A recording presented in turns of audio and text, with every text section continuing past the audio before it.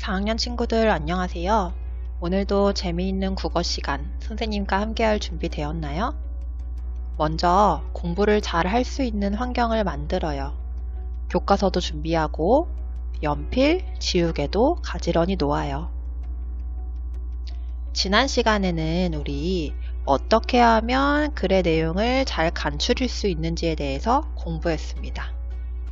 선생님이 내는 몇 가지 퀴즈를 통해서 배운 내용을 되돌아봅시다. 글을 간추리려면 먼저 문단에서 중심 문장과 중심 문장이 아닌 문장을 구분해야 합니다. 이때 여기 밑줄 친 부분, 중심 문장이 아닌 문장, 여기에 들어갈 수 있는 말, 대신 쓸 수 있는 말은 무엇일까요? 어떤 문장이라고 합니까? 맞아요. 뒷받침 문장이라고 합니다. 두 번째 문제입니다. 글을 간추리려면 중심 문장과 뒷받침 문장을 구분하고 무엇을 연결하면 글을 간추릴 수 있어요. 빈칸에 들어갈 알맞은 말은 무엇일까요? 1번 중심 문장, 2번 뒷받침 문장. 정답은 중심 문장이에요. 중심 문장과 뒷받침 문장을 구분하고 그 중에서 중심 문장 위주로 글을 간추리면 됩니다. 다음 문제. 이것은 무엇을 설명하는 말일까요? 여러 문장들이 모여서 하나의 주제를 이루는 글의 단위. 지난번에 우리 글을 읽을 때 글 앞에 1, 2, 3 이렇게 숫자가 표시되어 있었죠. 그 숫자가 무엇을 구분해 주는 것이었더라? 정답은 문단입니다. 다음으로 OX 퀴즈예요. 선생님이 말하는 말이 맞으면 O, 틀리면 X입니다. 한 문단의 중심 문장은 여러 개이다. 정답은 X예요. 뒷받침 문장은 여러 개이고 중심 문장, 가장 핵심이 되는 문장이므로 중심 문장은 한 개입니다. 다음 OX 퀴즈. 중심 문장은 항상 문단의 맨 앞부분에 있다. 정답은 X입니다. 중심 문장은 앞부분에도 자주 나오지만 뒷부분에 있을 수도 있고 때로는 가운데 부분에 중심 문장이 있을 수도 있습니다. 친구들 몇 개나 맞췄나요? 지난 시간에 배운 내용을 잘 기억하고 있나요? 오늘도 간추리기와 관련된 공부를 해볼 건데요. 오늘은 이야기를 간추려 볼 거예요. 혹시 우리 친구들은 재미있게 본 영화나 드라마 혹은 책의 내용을 누군가에게 간추려서 들려줘 본 적이 있나요? 내가 어제 이런 영화를 봤는데 말이야 하면서 영화의 줄거리를 친구에게 소개시켜 준다든지 아니면 재미있게 읽은 책을 가족들 앞에서 이야기해 본다든지 말이에요. 본격적으로 교과서 공부를 시작하기 전 선생님이 우리 친구들에게 미션을 줍니다. 흥부놀부라는 전래동화 이야기 다들 알고 있죠? 흥부와 놀부 전체 줄거리, 전체 이야기를 딱 5문장으로 줄여서 나타내 보세요. 어떻게 하면 그 긴 이야기를 5문장으로 줄일 수 있을까요? 이 이야기가 진행되는데 꼭 필요한 내용 위주로 5문장을 만들어 보세요. 동영상을 잠시 멈추고 생각을 다 한 뒤에 혹은 연필로 어딘가에다가 선생님이 내준 미션을 해결한 뒤에 그 다음에 다시 영상을 재생해서 선생님은 어떻게 했는지 확인해 보세요.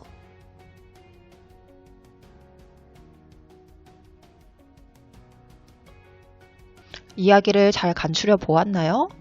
긴 이야기를 딱 5문장으로 나타내려니 참 고민이 많이 되지요? 선생님은 이렇게 해봤어요. 옛날 어느 마을에 가난하고 착한 흥부 동생하고 고약한 부자 놀부 형이 살고 있었다. 어느 날 흥부는 제비를 도와주고 그 대가로 박씨를 얻어서 부자가 됐다. 세민한 놀부는 흥부를 따라 제비를 억지로 도와주고 박씨를 얻었다. 하지만 그 박씨에는 무시무시한 도깨비가 들어있어서 놀부는 혼쭐이 났다. 착한 동생 흥부는 놀부를 도와주었고 형제는 사이좋게 함께 살게 되었다. 선생님이 간추린 이야기 어떤가요? 흥부와 놀부의 중요한 내용이 들어가 있나요? 이제 어떻게 하는지 좀 알겠지요? 그럼 한 번 더 연습해 볼까요? 이번엔 조금 더 어렵습니다. 신데렐라 이야기 알고 있나요? 신데렐라 이야기를 4문장으로 간추려서 이야기해 보도록 하겠습니다. 신데렐라에서 중요한 핵심 사건 위주로 4문장을 순서에 맞게 잘 연결시켜 보세요. 시작!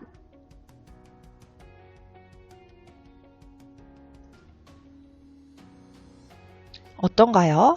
방금 한번 해봐서 좀 더 쉬웠나요? 아니면 이번엔 4문장이라서 조금 더 어려웠나요? 선생님은 이렇게 해봤어요. 옛날에 계모와 신데렐라가 살았다. 계모는 신데렐라를 무도회장에도 못 가게 하고 못 살게 굴었다. 하지만 신데렐라는 마법사의 도움으로 무도회장에 무사히 갔고 마법이 풀릴 시간이 되어서 뛰쳐나왔다. 왕자는 신데렐라가 잃어버린 유리구두 한 짝으로 신데렐라를 찾아냈고 둘은 결혼해서 행복하게 살았습니다. 좋아요. 이제 오늘의 공부를 시작할 준비가 다 된 것 같아요. 그럼 본격적으로 교과서로 공부를 시작해 봅시다. 교과서 75쪽입니다. 오늘 공부할 학습 내용을 함께 읽어볼까요? 시작! 이야기의 흐름에 따라서 내용 간추리기. 아래에 보니까 이야기가 한 편 나와 있습니다. 이야기의 흐름. 이야기가 어떻게 전개되는지 생각하면서 나무 그늘을 산 총각 이야기를 읽어보세요. 이야기를 다 읽고 두 번째 자료를 클릭해서 퀴즈를 한번 풀어보도록 하겠습니다. 이야기 읽기 시작.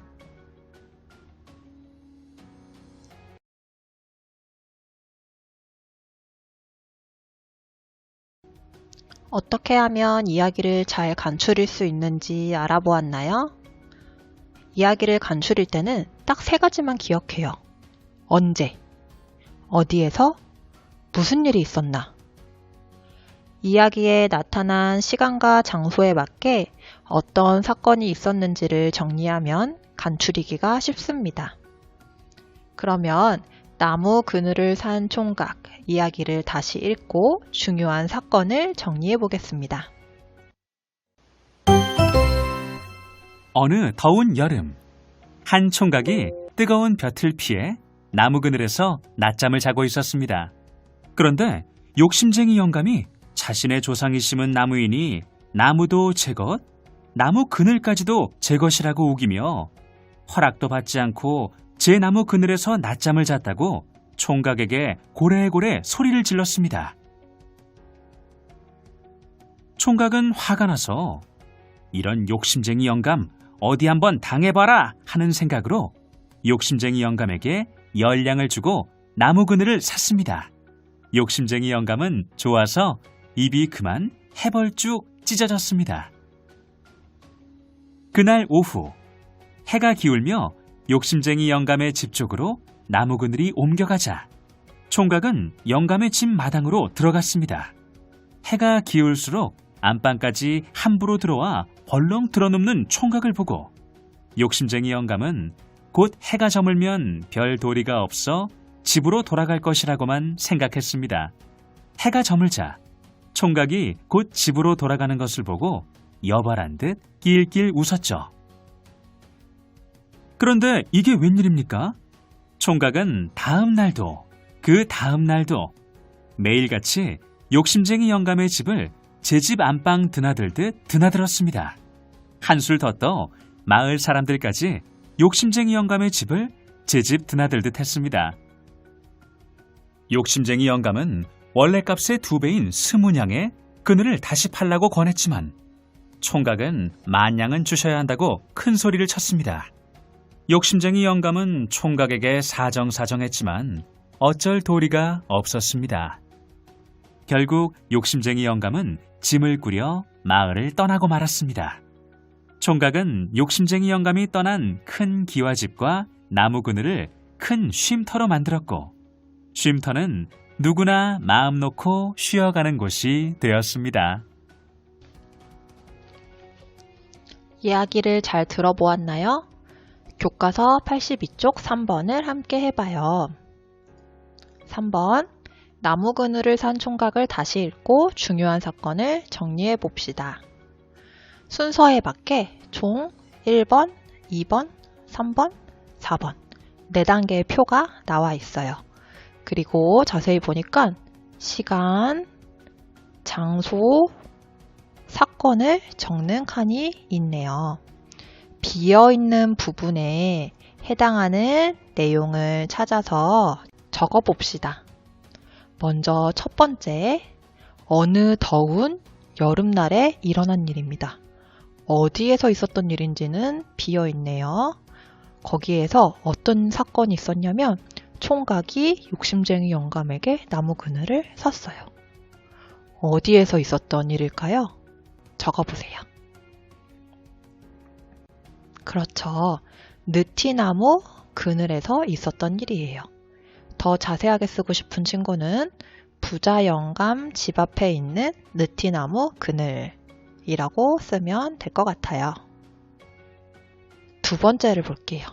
언제 있었던 일이냐면 그날 오후에 욕심쟁이 영감의 집 마당과 안방에서 어떤 일이 있었을까요? 총각이 영감에게 나무 그늘을 사고 그 다음에 그날 오후가 되어서 욕심쟁이 영감의 집 마당과 안방에서 어떤 일이 있었는지 한번 적어보세요. 맞아요. 총각이 그늘을 따라 욕심쟁이 영감의 집 안까지 들어갔다. 총각이 나무 그늘을 따라서 욕심쟁이 영감의 집 안까지 들어갔다. 세 번째를 보니까 언제 일어난 일인지 시간이 비어 있어요.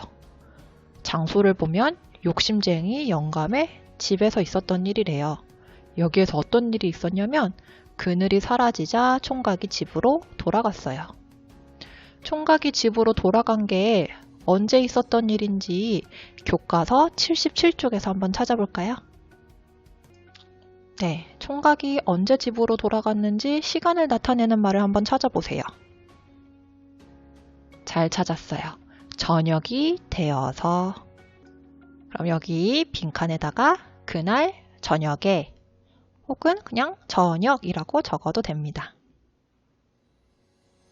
마지막을 보니까 다 완성이 되었는데 그래도 함께 볼게요. 시간, 다음날 이후.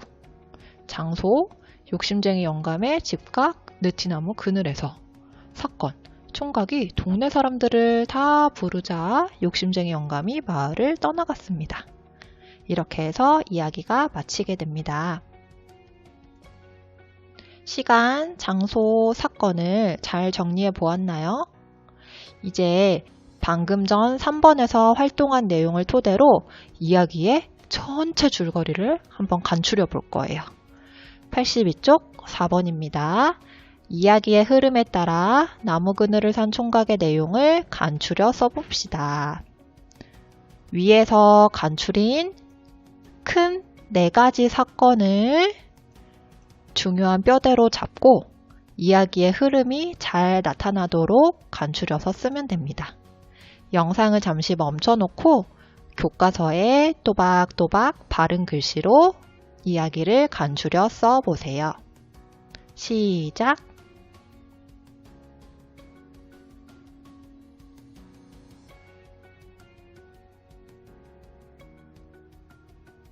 다 적은 친구들은 선생님이 보여주는 예시 정답을 확인해 보세요. 꼭 이렇게 똑같이 쓰진 않아도 괜찮아요. 참고용으로 확인해 보는 것입니다. 오늘은 이렇게 이야기를 읽고 이야기의 흐름에 따라서 글을 간추려 보았습니다. 다음 시간에는 글의 전개에 따라서 내용을 간추려 보는 활동을 해보도록 하겠습니다. 다음 국어 시간에 만나요.